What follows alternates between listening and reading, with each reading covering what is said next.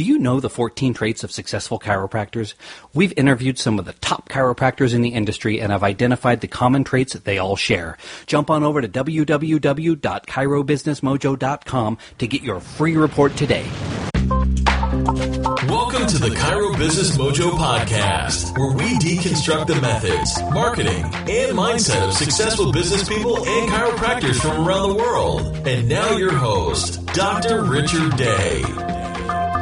He does not lie. I am Dr. Richard Day, and this is the Chiro Business Mojo podcast. Hello once again, and thanks so much for spending some of your day with me. Well, I'm excited today because I've got Dr. Sharon Gorman on the program. She is a veteran chiropractor. She's been in practice and has been managing successful high-volume practices, running 2 to 4 simultaneously since 1985.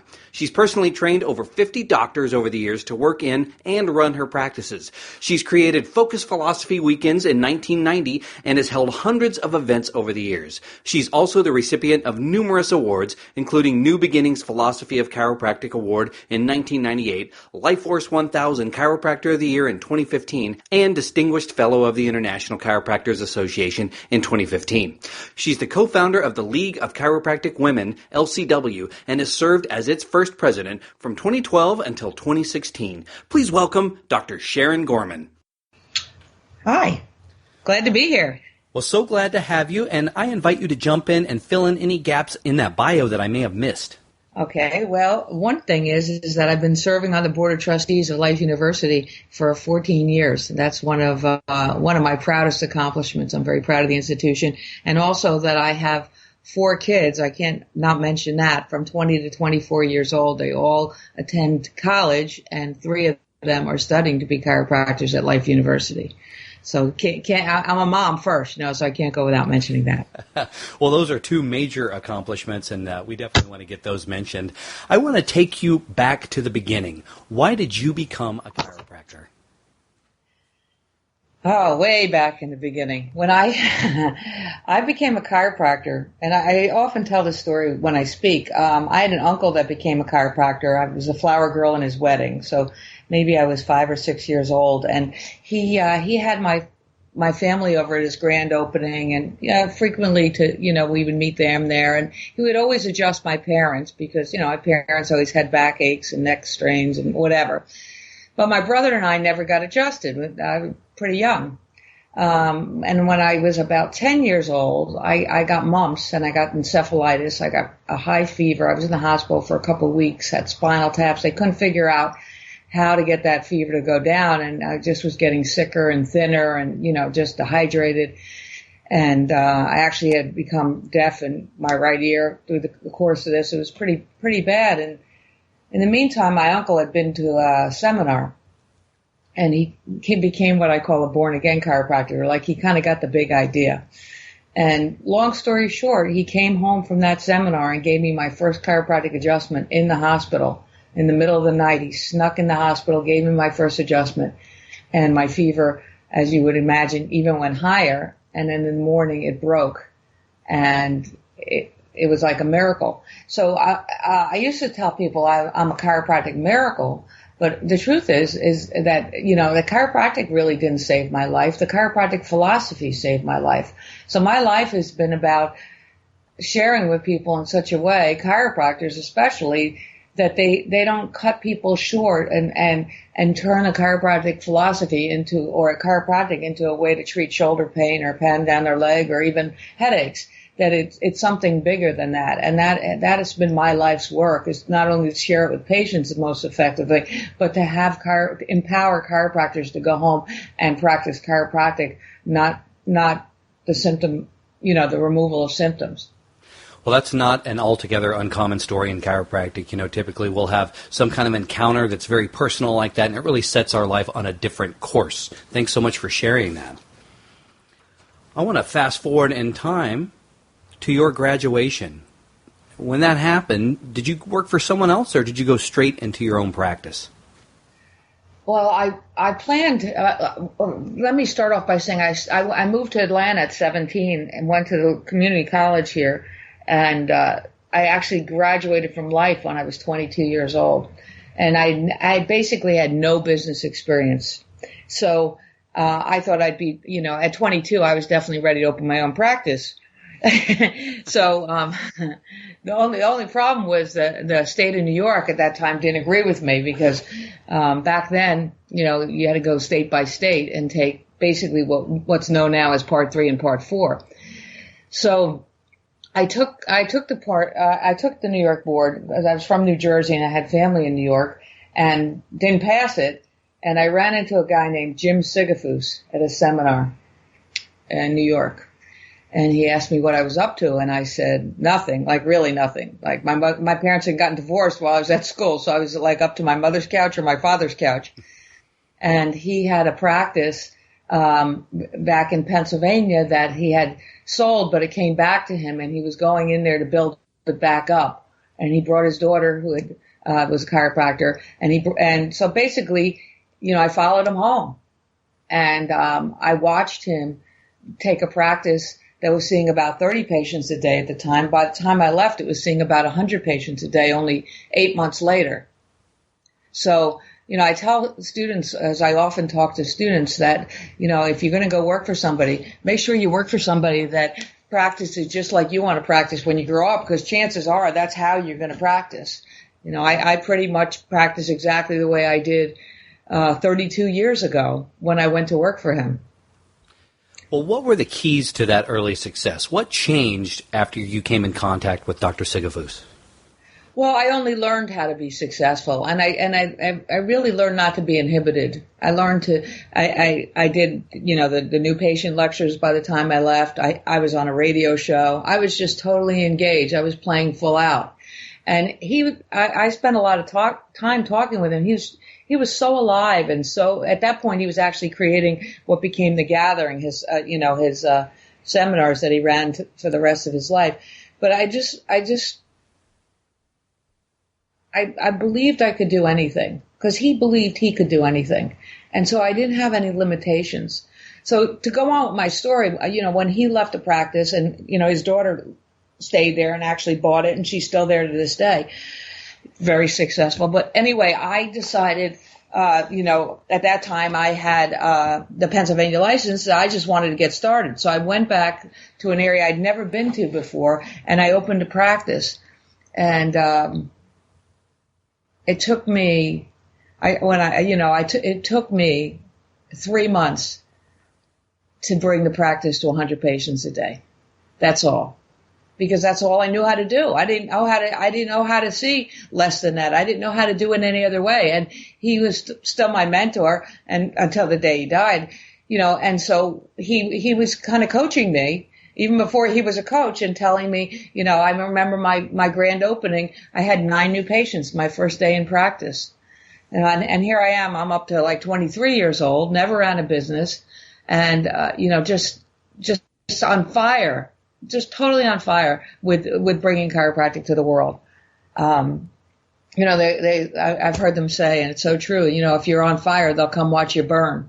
And that's the story of my success, because I had nothing. I came from a middle class family, and I just was not afraid to work, and I had nothing to lose. And so sometimes I look back and I wish I would take the risk now that I was willing to take then. But now, now I'm used to having certain things in life. But back then I lived in the back of my office for the first year because I couldn't afford an apartment. I was living in chiro camp. Everything I did, I ate, drank, slept, breathed chiropractic. So, you want to ask me a question, or should I go on? Well, I was going to say that, when you have nothing to lose, you're coming from that place early on, and absolutely, you just go, go, go. Not everyone does that, but in your case, you certainly did. And yeah, with no limits, it's very empowering. I talk to students as well, and that's one of the things I try to help them realize, is that there's so much in your head in terms of limitations. Just go. Why not? Why can't you do that? And a lot of these things that they think, the fears, turn out to not be really true. Yeah, I remember my dad told me one time, because I would go to dinner with my dad. He'd come Monday nights, and he told me one time, he said, I was telling him about, and I did a lot of advertising back then, like newspaper advertising, and I told him about something I tried. I don't know if I was on placemats or, like some, we would just do everything. And it didn't work. So I was telling him about that. And he said, Sharon, he said, I've never met anyone that made as many mistakes as you. And I'm like, well, Dad, you never met as many, anyone that tried as much stuff as I do. And I've built a lot of practices, but I've never built one as fast as I built that one. But it's one of those things where I had no reserves. I had no, it was like, I remember I bought the building because it was like the building needed so much work, and I got, I borrowed some money, and I remember when I went to the closing, and the banker, who was probably in his 50s and I'm in my early 20s, he said something to the effect of, if you don't make 2 payments or 3 payments, but I'll start foreclosure procedures. And I was thinking, wow, that gives me like 90 days. Like I can do anything in 90 days. He thought he was threatening me. I'm like, really? I got 90 days? Right. I could do it in 90 days. Well, I want to talk to you about practicing today. Are you still in practice? Well, I have, just to fast forward, go back a little bit. I ended up opening 4 offices in 4 years because I could. I was like playing a little Monopoly. I thought if I put people in freestanding buildings that were about 1,200 square feet with parking lot, like if I reproduced what I did and put people in there, they would do the same thing I did. Oh, I was a little silly, because they're not motivated by what I was motivated of, and I had no idea how to manage people. So there was a huge learning curve, and so I had multiple offices in the Poconos. I ended up opening one more, and then I would sell it to associates as they were with me a certain amount of years. So I'd open them and then sell them. But about 6 years ago, almost 7 years ago, my whole family, we moved here to Atlanta. So I sold all the practices except one. So I have one practice in the Poconos, and after I moved here, I have a practice now here in Roswell, Georgia, near Atlanta. And so I have 2 practices, and I usually practice. Right now, I'm not practicing. My problem, my dilemma, and people can relate to this that have had multiple offices, I can't do both. If I'm in practice, I almost can't have a family. I still become obsessed. I get totally sucked into that mode of getting as many people under lifetime care as possible. So it's very hard for me to balance practicing and doing other things. So what just recently happened within this last year is I sort of kind of, I hit the wall again. And so I got an associate who's in that office that I was building, and he's continued to build it. And I just recently got back into doing some coaching and putting on seminars again. So it's actually more effective for me to run practices, but I'm still in there. Like one associate's taking off a few days next week, next month. I'm going up to Pennsylvania. My associate's taking a seminar for 4 days. So it's not like I don't touch people, but I have trouble doing both, being the main doctor and running all the other things I run in my life. Well, I want to touch on something that you mentioned, and that is, when you find someone to replace you in a practice, they have different motivations and it doesn't always work. Are there any ways you found to sort of reach people and become a leader to motivate folks to do better? Well, one thing is back to what I was just saying, you can't be tired. Like I was like, you can't be effective. You can't give people things you don't have. So if you're not balanced, you can't give them balance. If you're not feeling love, you give them love. And I have a tendency to be a workaholic, so I can't source other people. I might have one practice do well, but then all the other balls fall out of the air. So what I've learned about having associates is they're there for a reason. If there wasn't a reason, they wouldn't be there, right? So I see my job as sourcing them and bringing out the best of them and actually believing in them more than they believe in themselves. And the most important thing is my relationship with them and the ability to have, to help them grow and learn. If that's not there, why are they there? If they're not getting something out of the relationship, then what would keep them there? And so I used to hire superstars. I mean, I still do, but when I interview people, I just look for people that I would put my money on that they were going to be successful in practice. And the one that was the most successful would get the job. You know, in my mind. Now it's not based on that. It's based on how it feels in my gut, and it's also based on how coachable they are and how willing. Like with me, I was so coachable to Sisyphus. If he told me to jump off a bridge, I would have. I did whatever he said, and so it worked. Well, but if someone's not willing, you know, then you can give them the best advice in the world. If not going to do it, it ain't going to get done. Yeah, I've seen that exact same thing myself. That word coachable is huge, and I have felt I'm always been a coachable person in my career.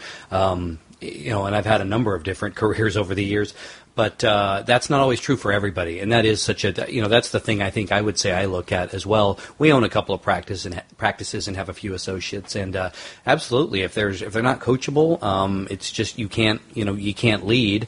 And I think you end up butting heads, or one person or another, or both are unhappy. So that's what we look for, and I'm glad you said that.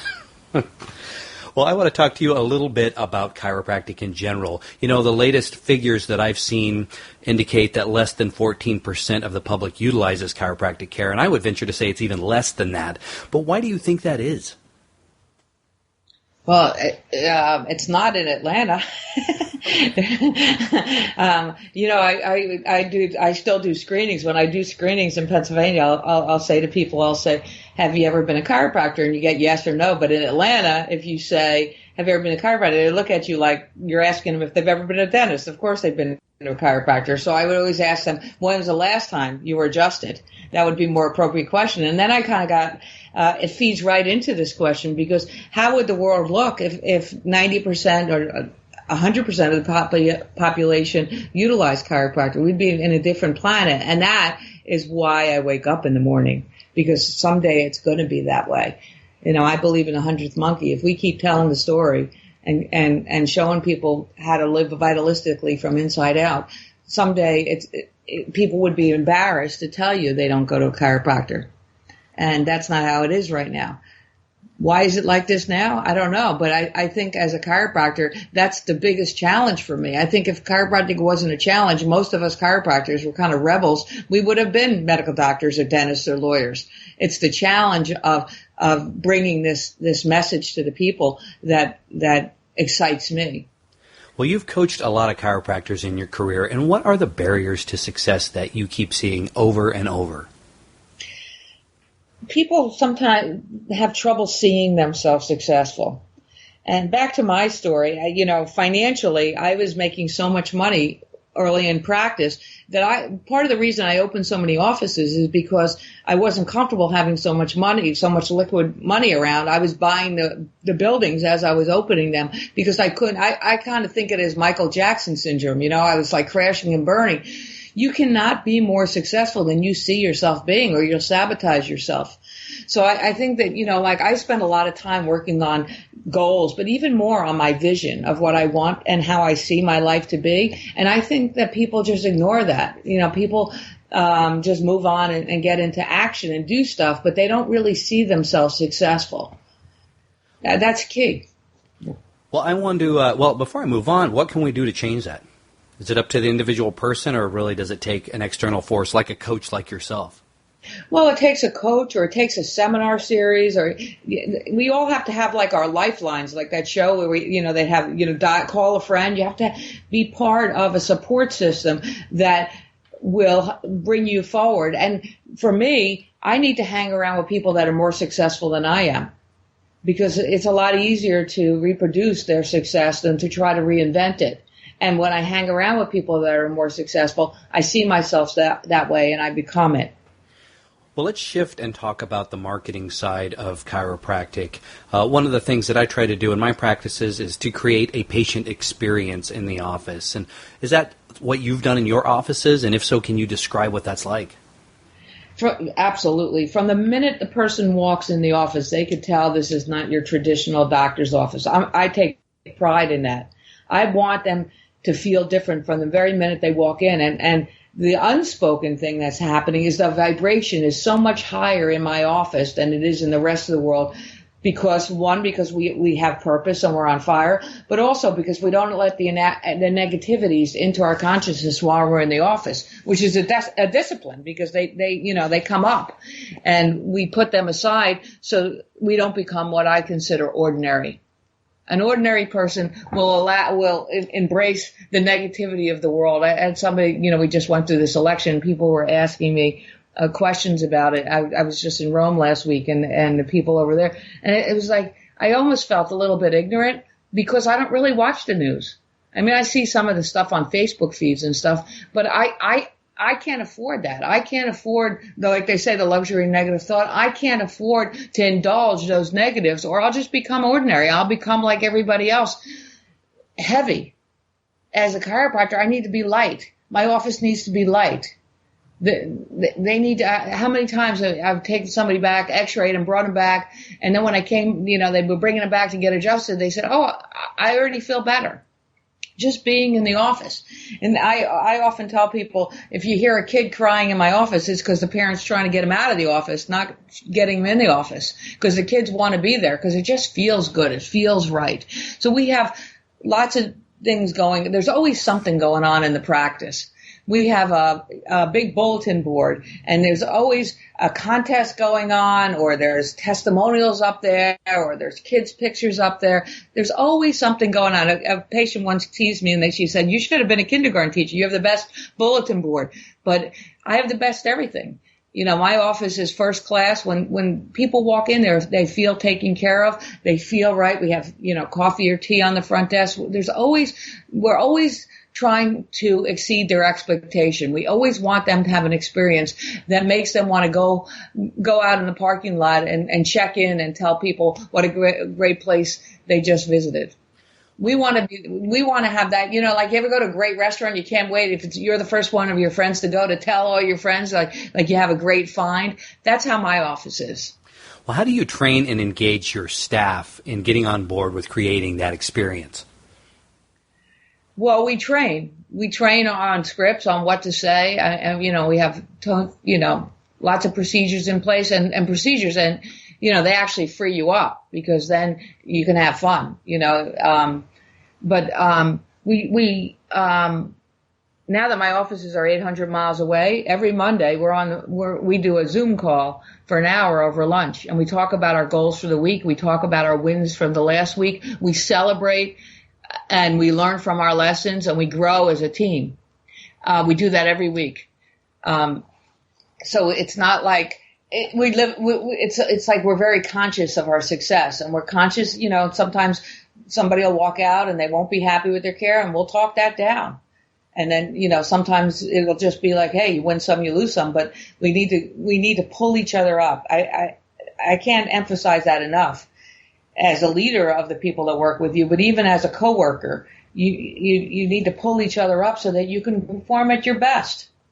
And the biggest cancer in running offices and having employees is if you're not happy with something.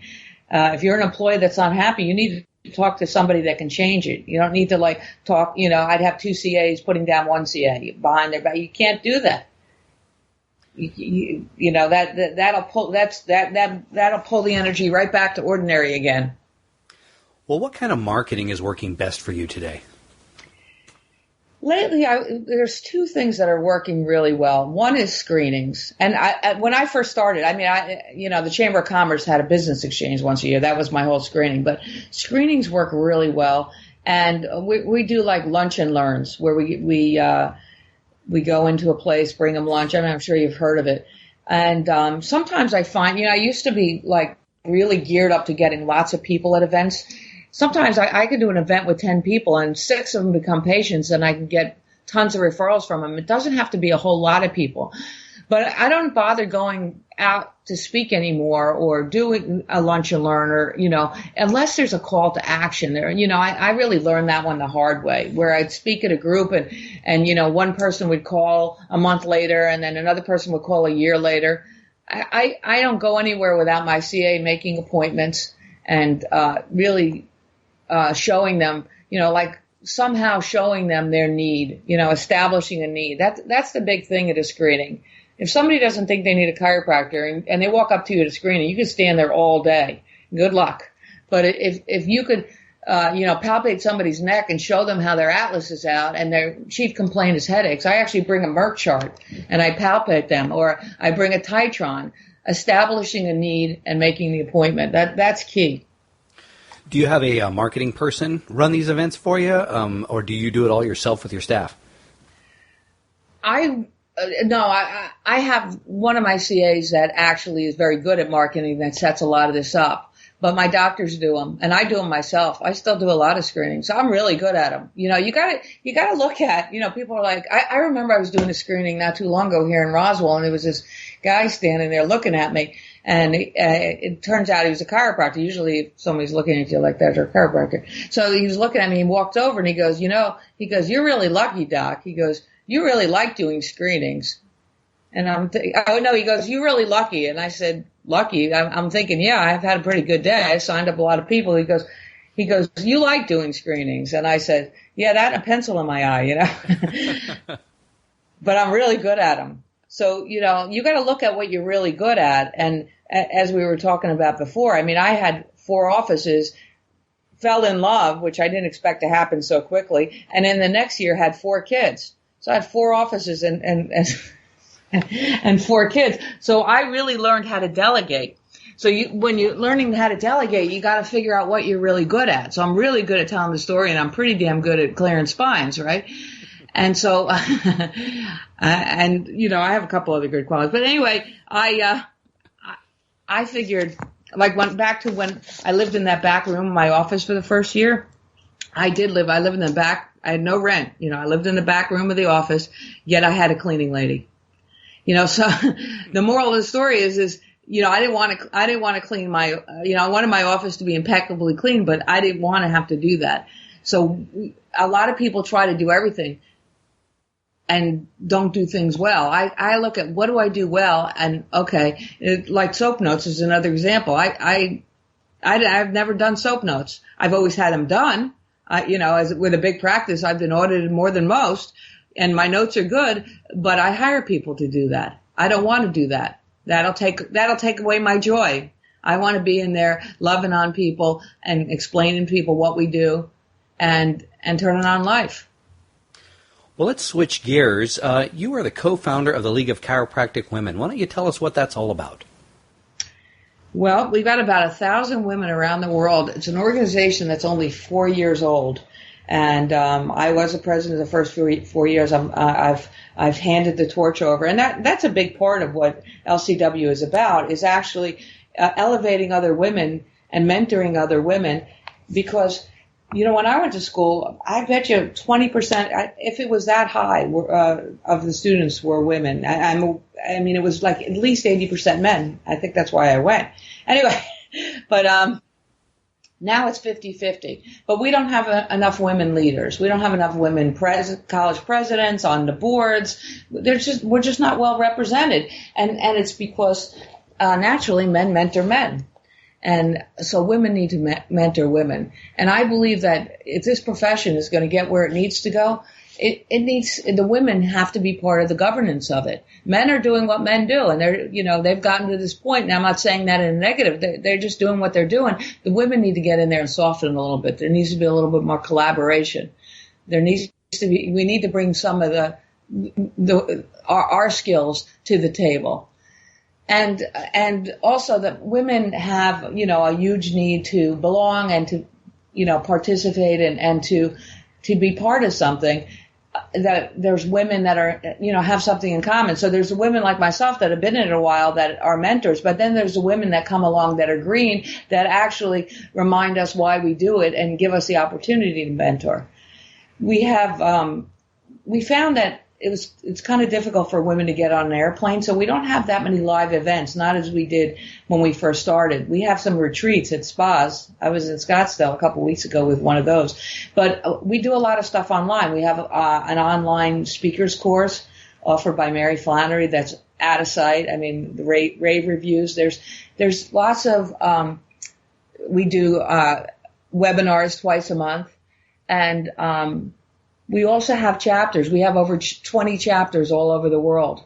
our chapter in Milan put on an event in September. So what we found was that women that are more isolated in countries where there's a handful of chiropractors actually have gravitated to us more than women that are kind of spoiled and have it all over them, like in Atlanta.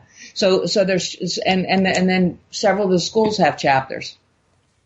Well, I really like what you're doing, and I agree with you. I think that there ought to be more women in chiropractic, and I think that there certainly are starting to be that. But I think women are uniquely positioned to be fantastic chiropractors for a couple of reasons. I think the fact that women are moms and end up, they can speak to other moms in a much more informed way than I can. And that's not to say that men don't understand children, but we're not the one who had them and carried them. And I really think that, at least in my practices, treating moms is the key, really the gateway to treating everyone in the family. They're the ones who are telling the husband to go in and stop complaining about their back pain, and they're the ones bringing their kids in for care.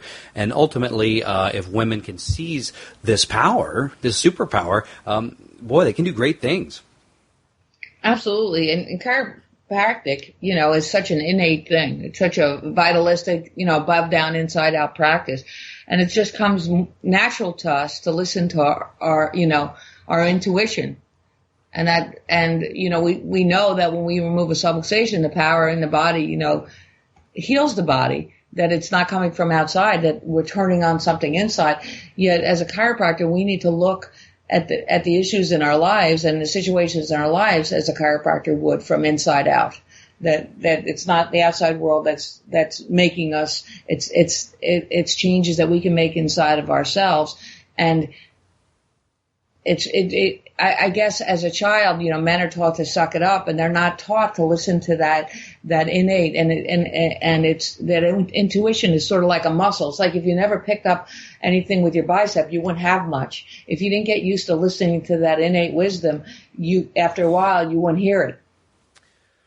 Well, on this podcast, we're all about providing action steps for our listeners, and our listeners are broken up into two groups. We have the newbies, the new docs who are either getting ready to graduate or have been in practice a year or less, and then we have those who have been in practice a while. They're more seasoned, but they're maybe not where they want to be. They're stuck and looking for a new direction. So do you have a single piece of advice for each one of those groups? I'll start with the young people. Okay. With the young people is to associate yourself with other successful, young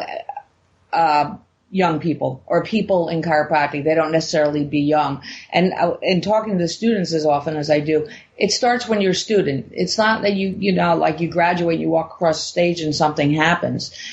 You start when you say you start. And so, there's so much power in the beginner's luck. Like, I shared before how I built that practice at 100 patients a day. I've never been able to build a practice that fast again, because I was so singleness of purpose. So don't let anything hold you back. Build your passion and stay connected, and find yourself a seminar series or a coach, something that you're going to go to regularly, because we need that constant connection. At least 3 or 4 times a year where we're around other successful people. And, people say, I don't need any more philosophy. I learned it in school. When people ask me the secret of my success, it's that I'm a philosophy junkie. I want to listen to successful chiropractors, and I want to listen to their heart, to what makes them successful and keeps them successful.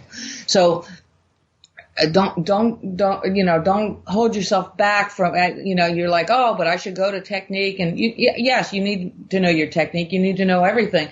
But that philosophy is going to keep on recharging your why. And that fire inside you, like I said earlier, is what's going to attract people.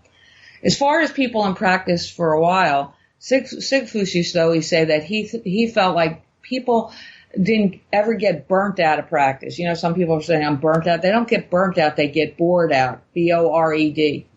You got to keep it fresh. You got to keep it new. You got to, after a while, if you're bored in being in your practice, your patients are going to be bored. Your CAs are going to be bored. Nowadays, you can get on the web, and there's so many things like the resources like your podcast and other podcasts and other blogs that will just keep it fresh, keep keep it new for you. Always be learning something. I'm more excited to be a chiropractor now than I was the day I got out of school 32 years ago. Without a doubt. And not long ago, I had, right now, I get really turned on by turning people into wanting to become chiropractors. I never have less than 12 students at chiropractic school at any time. And that just jives me. That so excites me to see them, in essence, I'm replacing myself by sharing, and the next generation will have, this love of chiropractic that I've gotten. But, if you feel like you're stuck, find somebody that can give you a little prod. It's out there. Well, I want to take a step back from chiropractic and look at maybe things in a more personal way. Most of us have had a lot of success in life, and especially you have, and we learn a lot from our successes, but we learn even more from failures. Can you share with us, I guess it could be a professional or a personal challenge or obstacle that you have overcome and what you learned from it? Oof. I've had a lot. And I've had my share. I think the first big one I had was when I had 4 offices, I didn't have a really good contract when I first started out. So I had an associate go down the street, basically tell the patients that, that it was with my blessing and basically stole the practice. And that was my first financial, oh my goodness, because whatever your overhead is your overhead. If you lose a big part of your revenue, you're in trouble, So I had to learn how to, when you fall on your ass, and we all do, that's the thing I've come to find out, it's inevitable.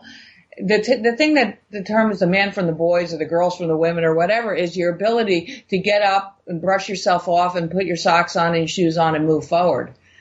When I open a practice, the difference now than when I first started is I know the things, aren't going to always go the way I want, but I also know that the thing that I can do and my secret weapon is my ability to work.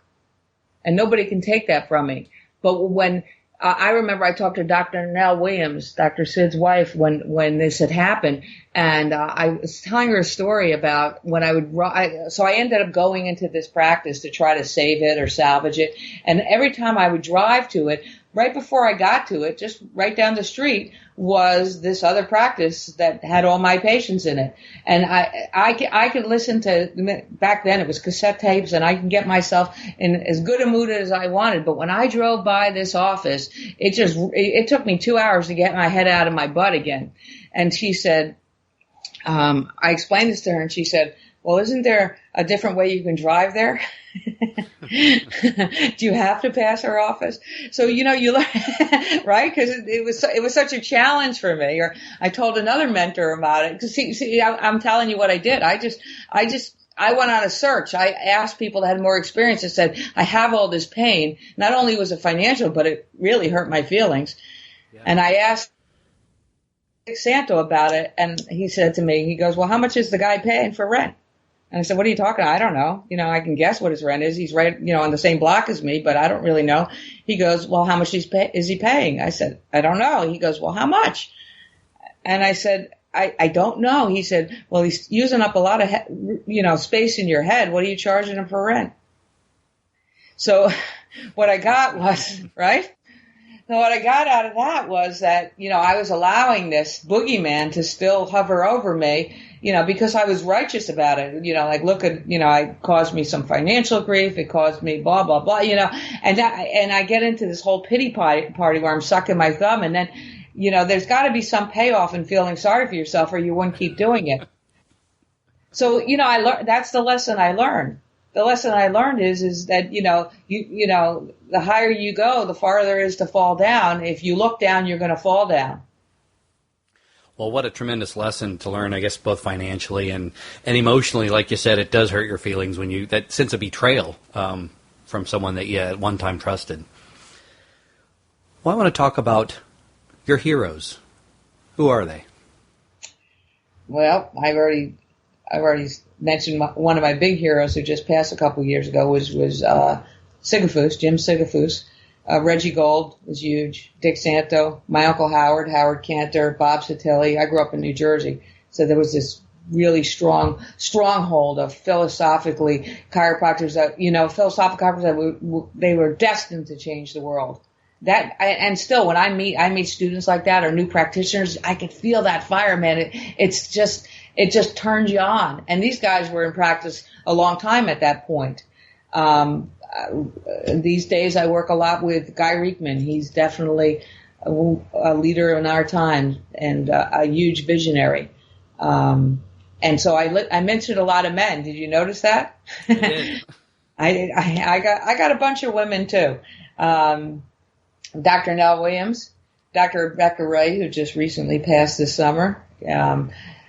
Nowadays, Dr. Sean Powers is involved with the LCW, and Pam Jarboe. Irene Gold, I still often eat dinner with her when she's in Atlanta. There's a lot of them. And there's different things you could learn from different people. But they're out there. Well, do you have any daily habits, rituals, routines, or affirmation that you do every day to help you keep clearing your vision? Okay, here's what I do. I set my phone for a half hour. In the morning, I get out of bed, brush my teeth, and I sit in silence for a half hour.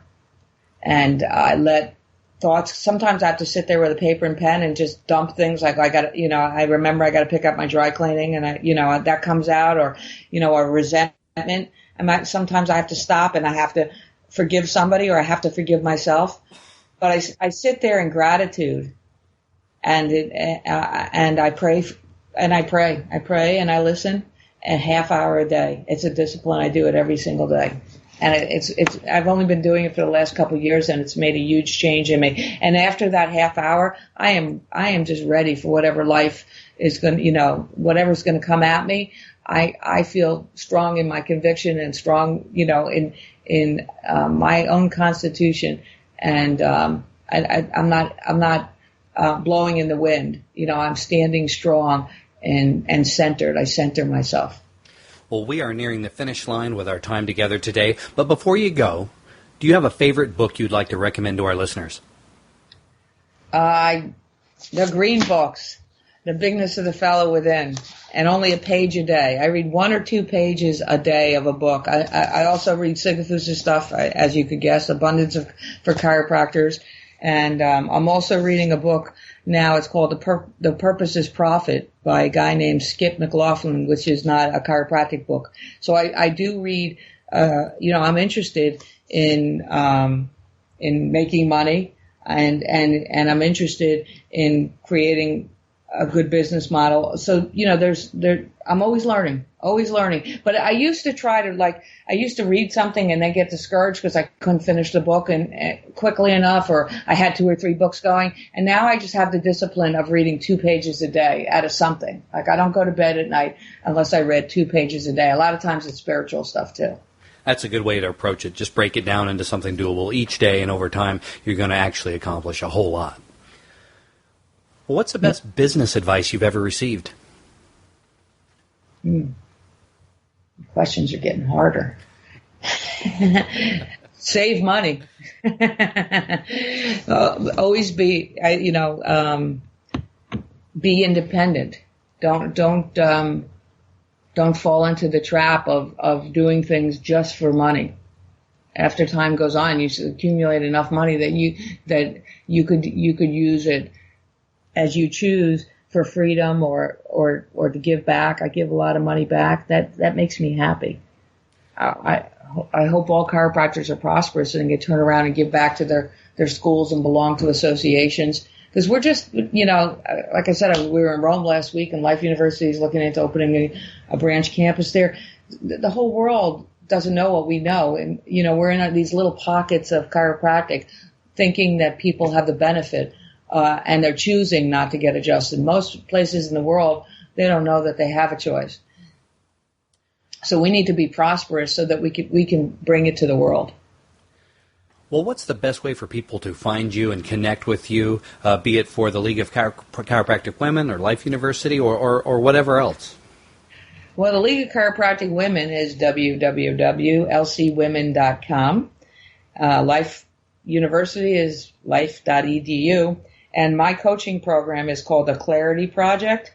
And the website is chiropracticmentoring.com. And you can reach me through there or email me directly at drsharongorman@yahoo.com.